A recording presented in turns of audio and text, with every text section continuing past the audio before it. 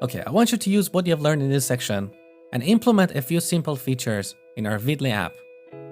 So you can see here on the navigation bar, I have changed the application name to Vidly, and now we have only two links, customers and movies. In the customers page, we have a table with the list of customers, and currently we have only 2 customers.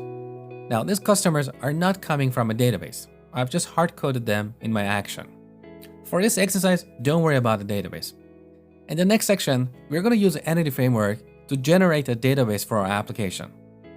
Now, back here in the list of customers, if I click on John Smith, I go to a new page at this address, customers/details/1, which is the ID of that customer.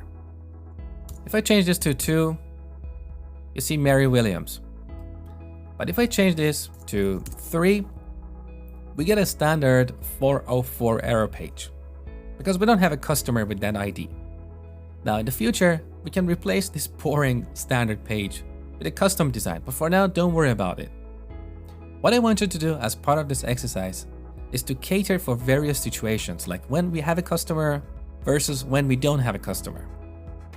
Now let's go back. In the list of customers, if we don't have a customer, we should see a message like, we don't currently have any customers. So let me temporarily go back to my action and comment out the code that generates this list. And then refresh the page. Look, this is what I was talking about. So when implementing this view, cater for these scenarios. The list of movies is very similar. Currently we have 2 hard-coded movies, Shrek and WALL-E. And there's no link under these movies. If you want, you can add them, but it's going to be exactly like the exercise for customers.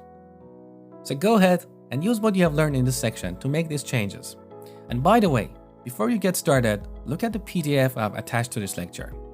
There are additional materials in that PDF that you need to read in order to do this exercise.